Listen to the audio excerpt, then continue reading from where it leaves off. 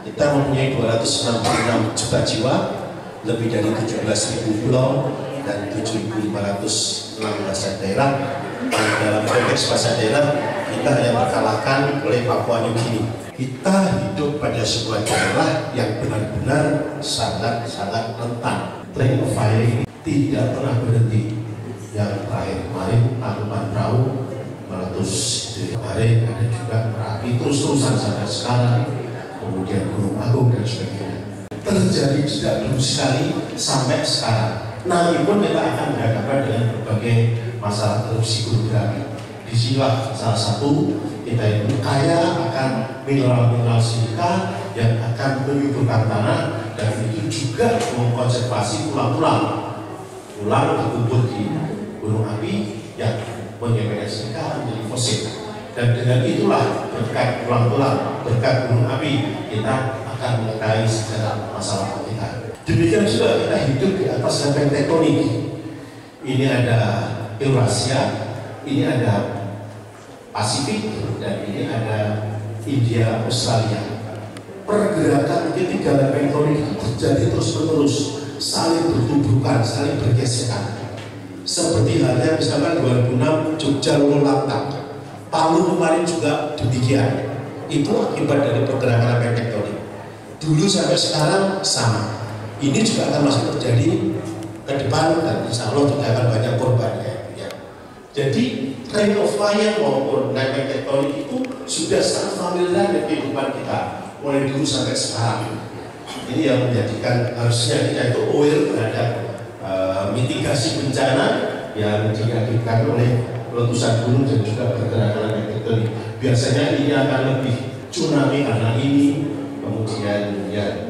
Ini teori uniformitarianisme dari Charles Lyell. Charles Lyell adalah seorang guru yang dia hidup pada saat Darwin mengupayakan teori evolusinya.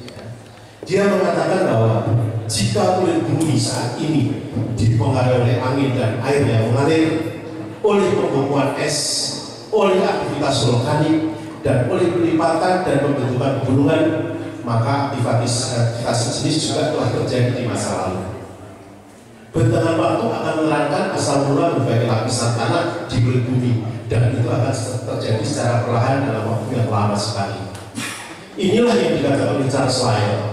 Dulu sampai sekarang itu sebetulnya sama, akan terjadi terus-menerus. Hujan terus, pembekuan air juga terus, akibat zaman es dan antar es, kemudian pergerakan lempeng tektonik, erupsi gunung api, dan sebagainya. Jadi inilah yang kemudian secara perlapisan tanah itu akan membuat berbagai warna lapisan tanah ya. Sehingga dari itu kita mendapatkan gambaran bahwa lapisan yang ada di bawah itu lebih tua daripada yang di atasnya. Yang di atasnya lebih tua lagi daripada yang di atas lagi. Ini yang menjadikan hukum dari dia untuk dikontribusikan waktu itu kepada Darwin yang waktu itu telah berlayar dari Inggris ke Galapagos dalam HMS Beagle ya, tahun 1825 sampai 1820 terus. Dan kita sangat kenal dengan tokoh ini, Alfred Pasumbulis, karena di sana juga dijabarkan oleh Profesor Tom, dikenal sebagai seorang naturalis yang geografis dan juga biografer antropolog ahli biologi dari Inggris. Ya. Pada usia 31 tahun menjelajahi kepulauan Indonesia selama 8 tahun sepanjang 22.000 km dari Sumatera hingga Papua. Bertujuan mendokumentasikan dan mengumpulkan spesimen flora dan fauna untuk berbagi sejarah, dan lebih dari 126 ada spesimen yang dikumpulkan, dan itu ribuan juga merupakan spesimen yang baru. Cara perjalanan pengamatan dan penelitian ketika pada tahun 1869 yang judul The Malay Aksi Pelaku menjadi salah satu buku populer. Beliau lama menetap di daerah Ternate di sana, dan kita masih mempunyai sisa-sisa rumahnya, gitu ya. Kita sekarang jadi sebagai rumah Hercules tadi, ya, untuk penetapan. Ya. Dan ini waktu dia melakukan penelitian dengan Hayati tadi itu, dia sejaman dengan Charles Darwin, sehingga sering sekali melakukan korespondensi, bertukar pikiran dengan Charles Darwin waktu itu. Dan penerbitan dunia mulai dilakukan Seleksi alam bukan satu faktor yang mengarah pada perubahan, menciptakan konsep kawasan sosiogeografi. Ini ada 3 ya yang dibagi oleh Wallis. Ini adalah garis Wallis, kemudian di sini garis Weber, dan di sini garis Ledikat. 3 garis ini membedakan fauna-fauna dari barat, dari tengah, dan dari timur. Ini nanti akan berkaitan dengan masa glasial dan interglasial, masa zaman es. Nanti akan saya katakan ya. Di sini kita lihat ini adalah sebuah benua yang ketika zaman es terjadi, dia dinamakan dengan paparan Sunda. Ya. Di sini adalah sebuah benua lagi. Ketika zaman es terjadi, dia menyatukan antara Papua New Guinea dengan Australia yang disebut dengan paparan Sabu. Dan ketika zaman es ini terjadi, dia menjadi daratan ya, karena air beku menjadi es di altitude tinggi di Eropa dan di Amerika Utara menjadi es sehingga air tadi itu volumenya menyusut turun ya, sehingga mempengaruhi semua global dunia termasuk khatulistiwa yang tidak terkenal zaman es. Dia itu juga turun permukaan airnya sehingga laut-laut yang dalamnya kurang dari 100 meter setiap kali zaman es itu terjadi turun 100 meter kira-kira ini menjadi daratan.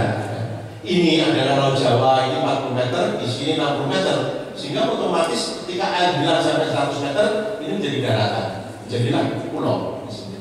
Orang jalan dari Afrika ke Jawa bisa, binatang dari Afrika ke Jawa juga bisa. Termasuk di dalamnya ini antara Australia dengan ini juga kurang dari 100 meter. Akan tetapi di sini kita terdapat palung 8.000 meter dalamnya. Di sini juga palung, di sini juga palung. Inilah yang menggambar pergerakan dari barat ke timur, dari timur ke barat. Jadi sini nggak bisa ke sana, sana nggak bisa ke sini. Ini dimanfaatkan oleh penelitian spesies, baik Hayati, oleh Weber, Ledikat maupun oleh Wallis sendiri untuk membuat garis-garis imajinasi tadi itu yang membatasi pergerakan flora dan fauna di barat dan flora barat di daerah timur. Ini adalah pengaruh dari barat, ini timur, dan di sini adalah endemis. Seperti anoa tidak ada di mana-mana, ya. Kemudian juga ada babi rusa tidak ada di mana-mana, kecuali hanya di Australia di Sulawesi. Pergerakan fauna itu hanya dari utara ke selatan, tidak pernah ke sini dan tidak pernah ke sini. Karena adanya palung yang tidak mampu dikeringkan oleh menurunnya air laut pada zaman es. Terus, nah pertemuan antara Wallis dan Darwin, keduanya merupakan naturalis, dikenal akan dari fungsi manusia alam. Sedangkan dari melekat pada kesadaran antara individu akan dapat membantu kebahagiaan. Wallis dan Darwin saling bertukar pengetahuan, ide dan teori baik melalui karya publikasi maupun korespondensi. Wallis merupakan seorang pendorong bagi publikasi teori Darwin survival of the fittest ya. Yang paling kuat itulah yang akan survive. Pelayaran Darwin ke Galapagos pada 1825 dan sampai 1830 banyak bercermin dan berkonsultasi dengan Wallis.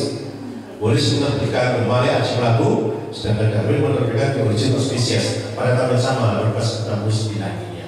Dua-duanya adalah naturalis yang sangat kondang. Nah ini ada lagi Eugene Dubois, yaitu ketika teori Darwin atau Darwin menciptakan teori evolusinya, Eugene Dubois itu masih kecil, yaitu dia sering membaca kemudian membuat catatan-catatan atas gejolak akbar teori Darwin saat itu di Eropa, dan dia kemudian menelusuri banyak sungai dan mengumpulkan tulang-tulang di sakunya. Sama bapaknya yang ahli zoologi melihat area seperti itu kemudian dididik, diberikan pelajaran tentang tanaman di sekitarnya, nama binatang dalam beberapa artinya.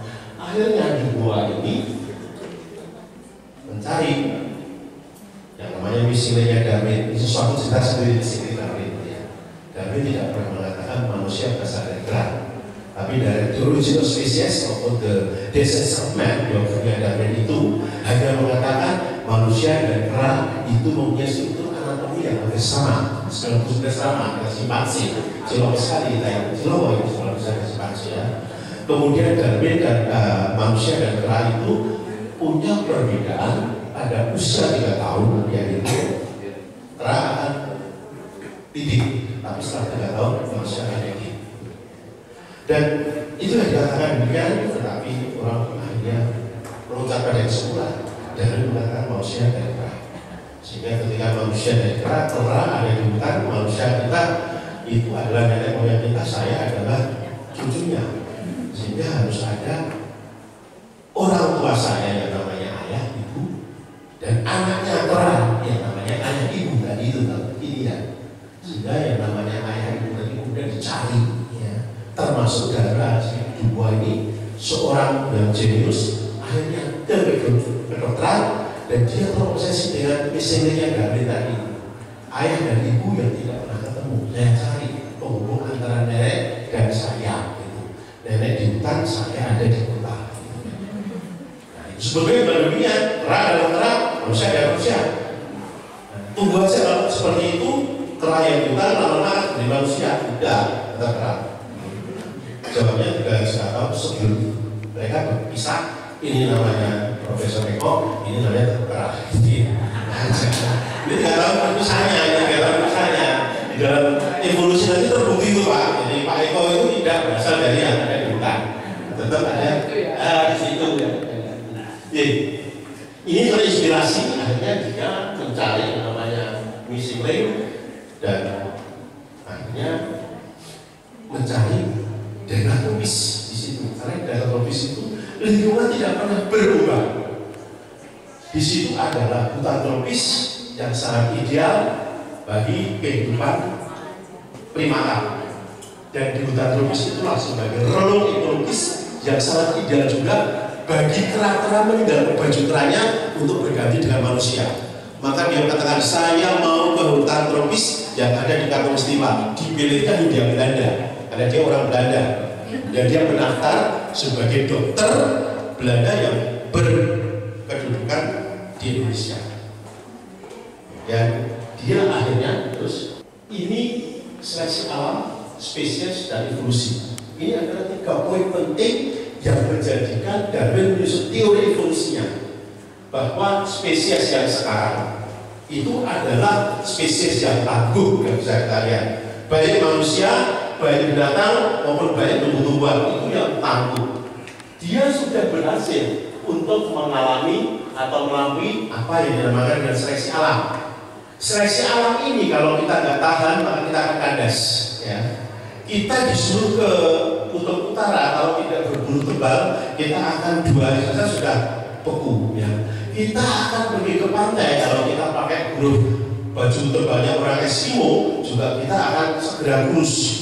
Oleh karena itu seleksi alam itu adalah bagaimana alam menekan kepada manusia dan manusia untuk berupaya menyesuaikan diri dengan alam, yang namanya adalah adaptasi terhadap alam lingkungan.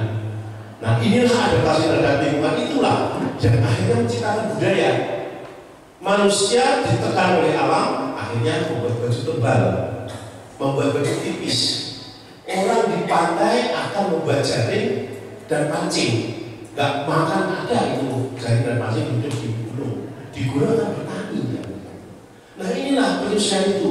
Kita membuat komputer, kita membuat bis, kita membuat mobil. Itu adalah seleksi alam. Manusia harus menyesuaikan hidupnya. Untuk menyamankan kehidupan kita, kita membuat berbagai budaya. Kalau orang dulu sesuai dengan otaknya, maka akan membuat nanti dari batu, dari tulang yang akan saya ceritakan belakangannya. Nah, kemudian itulah yang dinamakan dengan evolusi. Seleksi alam menghasilkan spesies yang tangguh, dan rentetan dari dulu sampai sekarang jadi seperti itu terus, yang akhirnya inilah yang dinamakan dari evolusi, perubahan dari yang paling arkaik kepada yang paling modern dengan sangat-sangat kelihatan sekali. Itu namanya evolusi. Darwin hanya sampai di situ, bahwa evolusi adalah berdasarkan pada spesies yang tangguh, seleksi alam, dan adaptasi terhadap manusia. Dia tidak pernah mengatakan dalam teorinya manusia berasal dari kera, tidak pernah. Itu adalah meloncat pada kesimpulan. Kemudian Dubois sendiri itu, ya, dia melihat hutan tropis merupakan tempat ideal evolusi manusia.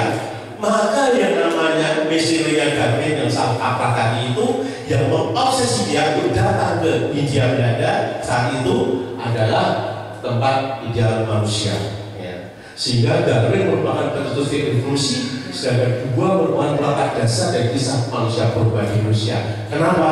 Saya terangkan di belakang terus. inilah pada tahun 1891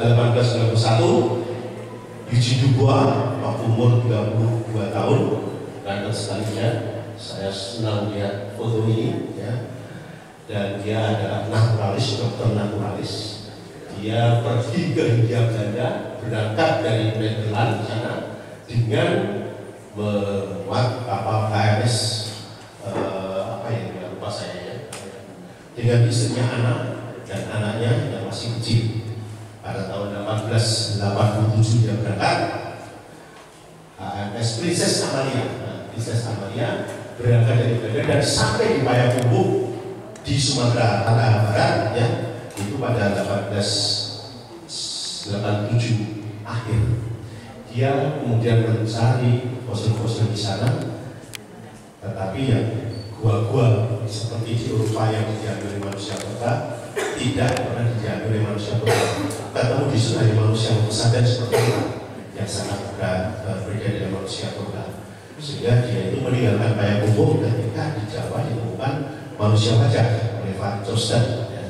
Dia memindahkan campnya di Jawa dan manusia wajah kedua dia temukan, tetapi itu tetap Homo sapiens seperti kita. Misi lain itu harus sebuah makhluk yang mempunyai perubahan dari kerak manusia primitif kemudian tadi itu ada di tengah-tengahnya, ada ciri primitifnya, ada ciri modernnya menurut dia. Terus dan sampailah Dubois di Trinidad itu menemukan akar toprak kembali sebentar kembali lagi. Nah inilah yang ditemukan, akar topraknya panjang tapi pendek ya, panjang muka depan tapi pendek atas bawah ya. Volume otaknya 900 cc, kita itu alhamdulillah 1200 sampai 1400 cc ya. Yang paling besar terakhir itu adalah 650, sehingga ada di volume otak tadi itu pergerakannya masih pendek ya, bukan kita itu sekarang sudah muda dan sudah tinggi topraknya, dan dengan tulang paha yang sama dengan tulang paha kita ya, persis gitu ya. Ini dikatakan Pithecanthropus anthropus. Pithecanthropus adalah Pithecanthropus anthropus manusia kera, tetapi dengan femur tulang paha kiri ini kita mendapatkan petunjuk wajah sudah berdiri tegak ya. Jadi dinamakan erectus. Kalau berdiri terus namanya erectus ya. Nah, Pithecanthropus erectus adalah manusia kera yang berdiri tegak. Kelak kemudian dari berubah menjadi Homo erectus, Homo erectus. Sampai di Trinidad pada 500.000 tahun yang lalu hidup di Pulau Jawa manusia ini. Lalu dari mana dia berasal? Terus, nah ada teori namanya Out of Africa. Keluarnya Homo erectus dari bumi asal Afrika pada 1,8 juta. Untuk bermigrasi ke iklim dingin Eropa dan Cina, sedang Asia depan dan iklim panas di Pulau Jawa. Afrika merupakan sebuah benua dari benua lama, ada namanya Afrika, Eropa dan Asia.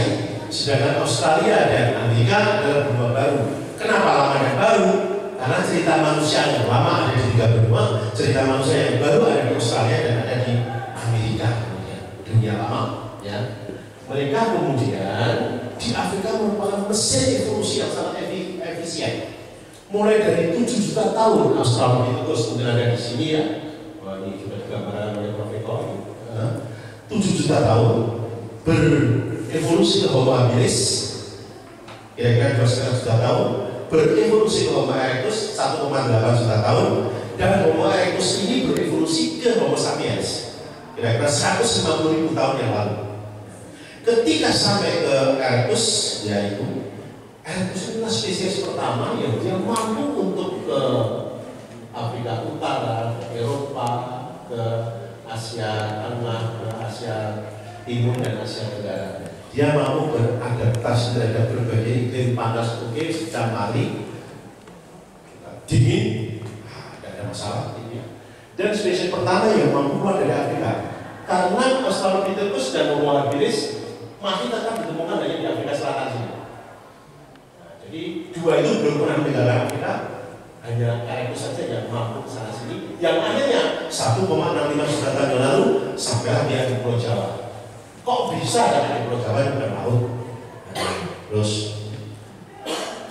inilah yang tadi saya ambil lagi seperti ini adalah Wallace, Weber, dan Dicker. Tadi itu kita sudah bercerita Nah, ini selama zamannya seperti ini, sehingga jembatan darat inilah yang dimanfaatkan oleh Homo erectus dari Afrika untuk berjalan kaki sampai akhirnya di Pulau Jawa.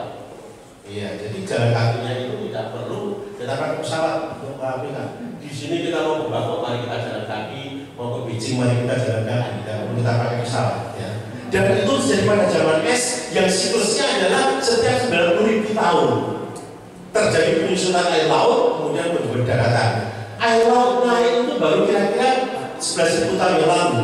Jadi konfigurasi Pulau Jawa, Pulau Kalimantan, dan Asia Tenggara maupun yang ini ya, Paparasunda dan Saul tadi itu, yang sekarang konfigurasi Indonesia itu baru ditinggalkan ketika zaman es berakhir yang baik 11.000 tahun yang lalu, kemudian air naik lagi dan menenggelamkan lagi daratan yang berwarna biru ini menjadi laut lagi. Nah sekarang sudah 11.000 tahun yang lalu terjadi, maka zaman es kemudian akan terjadi kira-kira 80.000 tahun lagi. Ketika 80.000 tahun lagi, kita akan berhadapan dengan jembatan seperti ini, jembatan darat. Ini akan hilang semua menjadi daratan. Mari kita sama-sama ke Pantai Utara, ke Malang, di Jakarta, lihat laut. Habis itu kita renung 80.000 tahun tidur. Setelah itu kita buka lagi 80.000 tahun kemudian di depan sudah ada laut. Ini adalah daratan semua. Mari kita jalan kaki ke Bangkok, mari jalan kaki ke Beijing dan sebagainya. Ini adalah siklus 90 tahun sekali dari zaman es. Nah, demikianlah zaman es ini dimanfaatkan oleh para Homo erectus untuk bermigrasi ke berbagai daerah. Ada ke Cina, ada ke Jawa, ada ke Eropa. Kenapa mereka bermigrasi hanya satu? Makanan. Mereka nggak punya tujuan waktu itu, nggak punya GPS. Saya mau ke Jawa, gitu ya. Tetapi dia bergerak aja dengan migrasi kelompok tadi itu, bergerak terus, makan di situ, mencari makan, habis itu tinggalkan. Itu yang dinamakan di sini tadi itu berburu dan meramu mereka itu. Jadi mereka tidak sengaja mau kemana-mana, tapi akhirnya sampai ke Pulau Jawa, sampai ke Cina. Ya disitulah dia mencari makan. Habis itu tinggalkan cari makan ke depan. Sampai akhirnya 1,5 juta tahun sampai di Pulau Jawa dari 1,8 dari Afrika. Nah dia membuat alat batu karena memang pemikirannya belum bisa membuat besi belum ditambang waktu itu. Yang ada adalah batu di alam mereka itu sendiri. Tetapi mereka tidak batu sebarang batu yang dipakai. Mereka cuma sudah mempunyai keahlian untuk memilih batu yang berkualitas tinggi untuk dipakai sebagai alat mereka. Alat mereka itu segumpal batu dipangkas 2-3 kemudian dipakai. Itu kalau saya namanya peribas ada di situ tadi. Kalau dipakai kedua mukanya dipangkas kedua muka untuk buat tajaman namanya penetak, ada juga di sana. Batunya bukan batu kali. Batu kali itu impure, hancur kalau dipangkas ya itu. Tapi mereka memakai batu-batu yang berkualitas tinggi yang kalau dipangkas akan menjadi lancip karena banyak kadar silikannya yang masuk dan itu seperti kaca gitu ya. Itu yang dinamakan batu silikaan, silicify. Di sana banyak tadi itu ya, batunya kuning, coklat, merah dan sebagainya. Jadi mereka nggak akan ambil batu andesit, batu kali, tapi mereka akan mengambil batu-batu yang berkah-silikan ini. Kalau dipakai itu menjadi tajam. Dan dengan kemampuan mereka saat itu dengan volume otak antara kira-kira 1000 cc, mereka baru sampai pada tahap pembuatan alat dari batu. Dan ini universal di dunia, di Afrika Selatan, di Afrika Timur, di Eropa, di Cina, di Jawa, semuanya seperti itu. Mereka membuat alat batu, padahal nggak ada telepon, nggak ada HP, nggak ada email, nggak berkomunikasi. Tetapi karena tekanan alam terhadap manusia dan sesuai dengan kadar kemampuan mereka, mereka dipandu oleh alam untuk membuat alat-alat yang sama. Batu ada 92 misalkan, ditambah 8 batu yang dibuat oleh manusia. Karena ciri-ciri teknologis pada batu tadi itu bisa dibedakan dengan mana batu yang dibuat oleh alam, mana batu yang dibuat oleh manusia. 92 dicampur dengan 8, saya bisa memisahkan yang 8 tadi dari 100. Yang 8 ini adalah buatan manusia, yang 92 adalah buatan alam. Itu melekat pada ciri-ciri alam tadi. Nah, disinilah kita ketemu. Ya. Mereka masih nomaden, mengembara. katanya berburu binatang. Ya. Katanya lagi batu-batu tadi itu untuk memotong, untuk mengajukan pulang dan sebagainya. Lalu untuk murid apa dibuat alat sampai kecil tapi yang lebih tipis lagi itu. Ya. Katanya itu saya sudah ketahui. Mereka demikian. Terus, nah kedatangan manusia pertama dari sini di Sangiran, kemudian bergerak ke arah timur karena berbagai lokasi ini adalah dihubungkan dengan umur itu semakin ke timur semakin umur. Jadi pergerakan ke sini semakin sana. Terus ini ada lain yang di Semedo dan juga di Raja Jawa Barat, ya. Terus, nah inilah manusia mencapai 1,5 juta tahun di Indonesia, kemudian dia berevolusi, yang di dalam tahap evolusinya ada 3 yang bisa kita ciri lihat pada orang. Atai bahwa itu 1,5 juta sampai 0,9 juta tahun yang lalu, kemudian tipik 0,73 sampai 3 dan kemudian progresif. Nah, ketika 100.000 tahun yang lalu mereka mengalami evolusi yang otaknya semakin besar, atap tengkoranya semakin bulat, atap tengkoranya semakin tinggi dibandingkan dengan yang di sini ya. Kalau Homo erectus ya seperti ini, jelek sekali. Sisa saya jelek. Perilaku kayak cincin, jeleknya seperti saya. Ya, kayak gini. Jelek. Jadi kita tuh melihat potongan-potongan saja. Tapi ini untuk sebuah penemuan sudah sangat bagus sekali. Karena bisa bicara tentang evolusi, perkembangan dan kepanjang mereka berada di. Ada 3 grup selama 1 juta tahun lebih yang kemudian akhirnya 1000 tahun yang lalu mereka punah kandas, ya. Kandas di Pulau Jawa sudah hilang, ya. Dan kemudian muncul Homo sapiens pada kira-kira 40.000 tahun yang lalu. Nah, mereka nomaden membuat alat batu besar maupun kecil dan hidup berpindah di sini. Terus ini realisasinya dari berperak saya buat menjadi manusia. Ini Erectus archaik 800 cc, ini Erectus tipik 1000 cc, dan ini Erectus progresif 1100 cc. Ini adalah berdasarkan berperak ini saya membuat dengan pemahat dari Prancis menjadi figur-figur seperti ini. Jadi yang penting juga adalah bagaimana fisiknya. Kalau cuma seperti ini, yang tahu cuma saya, Bapak Ibu tidak tahu. Tapi harus dibuat seperti ini baru kita tahu. Jadi itulah. Terus migrasi tertua waktu itu ketika mereka hidup 1,5 juta tahun, Pulau Jawa berpada ini. Ada mastodon, ada hexapodon, dan ada beberapa ovidae atau sapi kandang. Terus, nah ini adalah temuan tulang paha dari lapisan lahar paling bawah di Sangiran. Ini 1,8 juta tahun usianya. Ini adalah milik dari seorang Panthera tigris, seekor Panthera tigris. Dari selama ini sebelum ini ketemu 2011, ya, Panthera tigris di Indonesia itu ditafsirkan berasal pada fauna trinit 700.000 tahun yang lalu. Tapi dengan penemuan ini melekat pada sebuah endapan lahar bawah pucangan berumur 1,8 juta, ternyata penemuan ini sudah membuat Panthera tigris itu jauh lebih dulu datang di Pulau Jawa. 1,8 juta sudah ada di Jawa Tengah. Bukan lagi 700.000 seperti perkiraan orang selama ini. Nah, ini adalah fauna, anggota fauna dari 1,8 juta yang baru. Tadinya diperkirakan macan itu baru 700.000 tahun sampai di Jawa. Tapi ternyata ini sudah ada masalah. Satu pertanggalan lapisan ini 1,8, dia ada di dalam lapisan itu, sehingga 1,8 juta adalah umur minimal. Dia mungkin lebih dulu ada di situ, baru beradaptasi. Ini materinya, dan ini adalah milik seekor Panthera tigris. Ini terus Gigantopithecus ditemukan di Semedo, Jawa Tengah. Ini juga sebuah temuan yang kira-kira 2 tahun yang lalu. Biasanya Gigantopithecus itu dengan kita itu gede sekali, ya. Saya sekarang hidup di Mongolia, yang waktu banyak ditemukan di Mongolia, di Cina. Tetapi ternyata di Jawa pun ditemukan di Jawa Tengah itu daerah Tegal.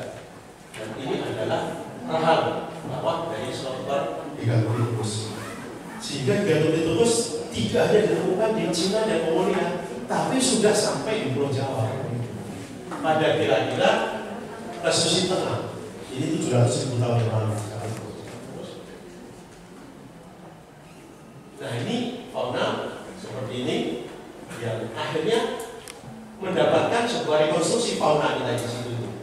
Ini adalah mastodon, 1,5 juta tahun sampai 1,8 juta tahun yang lalu, gajah purba. Kemudian dia memberikan yang ini stegodon 800.000 tahun yang lalu, dan dia memberikan lagi elevas 400.000 tahun yang lalu. Elevas ini memberikan lagi di sini adalah gajah Sumatera yang sekarang elevas Maximus sumatraensis yang sekarang hidup sendirian di Sumatera. Sehingga kalau dia mau mencari nenek moyangnya, silakan datang ke Sangiran, ini ada Sangiran. Iya, dia akan bertemu dengan babi-babinya, dia akan bertemu dengan simbahnya, dia akan bertemu dengan orang-orangnya. Gajah Sumatera kasihan, tunjukkan jalan ke Sangiran. Nah, di sini sangat bagus Pak, ini Pak, untuk dipresentasikan gajah ini. Saya bisa mengupayakan untuk sampel-sampel dari Sangiran di sendiri. Saya sudah membuat cerita tentang gajah ini, gitu. Ini sesuatu yang sangat jelas, dan ini kita mendapatkan sekarang gajah Sumatera. Siapa orang tua mereka? Ya ini Stegodon, Mastodon, Stegodon, dan Elevas Cappadicus. Demikian juga dengan ini Hippopotamus ini yang namanya Disaphotodon simplex menjadi Hippopotamus sekarang itu ada yang namanya Budanil tadi itu. Ini sudah ada sekitar di sini itu sudah ada 1,5 juta tahun yang lalu. Kemudian rusa yang juga demikian, sapi bawah badai juga demikian ya, di sini. Nah di sini perlu ditambahkan tadi adalah Panthera tigris yang 1,8 juta. Terus, nah ini artefak ya, ini 1,2 juta tahun yang lalu. Kalau saya bilang 1,2 juta tahun ya ditelan saja deh kira-kira. Ditelan saja kira-kira begitu ya. Namanya satu belajar sudah lama, gaji tanggal 1 Agustus, habis di pertengahan Agustus, ya. Tanggal 15 sampai tanggal 31, hari lubang tutup lubang. Apalagi ini wah ceritanya 1,2 juta, 1,8 juta, ini kapan ini? Tahan saja Pak, tahan saja Pak. Yang berdosa kalau salah adalah saya. Nah ini adalah artefak tertua yang saya temukan di penggalian di Sangiran ini. Bentuknya seperti ini, saya katakan tadi itu. Mereka mengimitasi batu-batu yang penuh silika. Ini adalah kalsedon. Ya. Mereka tidak akan membuat yang dari sini perangkat-perangkat dari andesit tidak mau. Kalau ada seperti ini, dibuat seperti ini, dipangkas, diserpai menjadi lancip sekali ini. Ini kalau gores tangan berdarah-darah kita ini. Sangat banyak silikanya di situ. Dan mereka maunya adalah batu-batu yang seperti ini, tidak yang lain. Terus, ya ini seperti ini. Ini survei, ya. Kecil sekali antara 2 sampai 3 cm. Ini tanda-tanda teknologis. Inilah yang membedakan antara batu buatan manusia yang dipangkas dan disepik dengan yang bikinan alam.